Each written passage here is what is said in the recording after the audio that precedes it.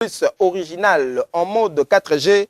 Oyo koma rendez-vous ya ba Kinois na ba Brazzavillois kasi motuna le utibongo epai ya nani tolanda pe tous les sons. Elo ezala mote bulu yekende kindoki kati na nkolo. Mbote bana kin partout dans le monde. Les amis quoi baja magazine kin l'actrice bulu ke pis Victor Jonathan Soukam défenseur ba quand même tout ya boum. Question le où tu sais pas na vitesse où tu vas envoyer Nikolo. Snell na mungai nango il a qui signe pour répondre na boucle. Snell accepte pas toto ramal. Bon on dit. Snell accepte pas toto ramal. Snell est là qui signe Snell. Est-ce que va bon ça courant? Est-ce que va bon ça courant?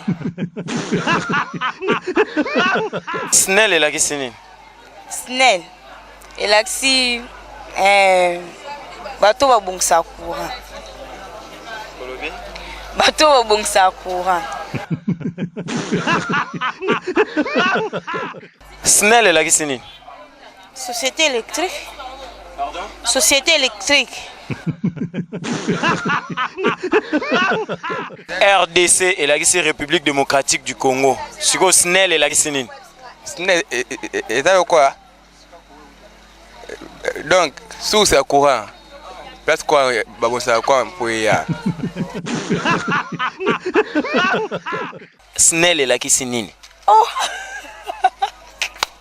Et non quoi. Qu'est-ce que nous retournons à Snell la sanine? Hein? Et la sanine, il a su que place va tirer à courant. Snell est là qui signe.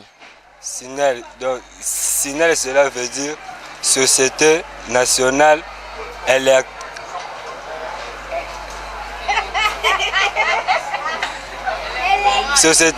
Société nationale énergie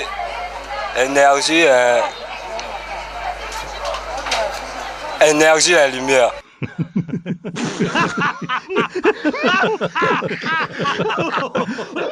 Boulouye que Bliss ne tombera jamais, ça c'est l'original, parole du maître, ça parle pitro. Quand on connaît, on connaît.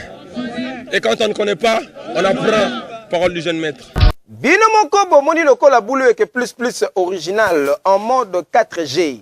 Différence entre bakolo na ba oyo ba lokoti yango na nzela ndenge zali kaka komona na par rapport ya musala kitoko ya lelo kotela kibino na banda kubokanga bapanzi pe boseki ebele kasi ndenge to mesana ko sabino tango zali koseka zwaka pe big na papier pona kokoma ozwa leçon bokanga pe bosimba yango malamu ke Snell na mulaina yango elingi kaka kolakisa Société nationale d'électricité compagnie Oyo et Kangi pe simbi mboka na masolo ya électricité yangwana nde Snell. Merci pour comprendre pe bozui le son. To komi na suka présentation ya magazine Kin l'Artus.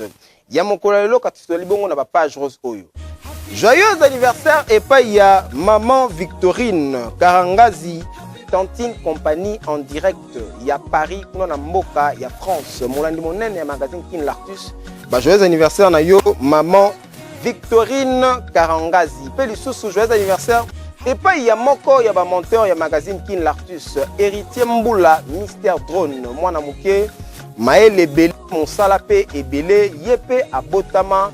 Moko lelo tikati nzamba zana na yo mingi na bougie oyo. Oti kobakisa na bomo na yo. Héritier Mboula, Mystère Drone. Et to komi na suka. Telo ba lisusu nini. Tout travail mérite bien son salaire. Bana kin bayebi. N'importe quoi dit.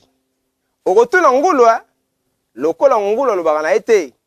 Au dundango, ah on a magazine Kin l'artiste. Biso, tout ça la ka kilelo. Il va nango mettre maki makesi. Tout ça la kilelo. Maramnyo ça ka lelo. Ba journaliste ya lelo. Innovation pe kaka ya lelo. Au dunda gratana, ngala bino to monani. Pour ça le loco. Te.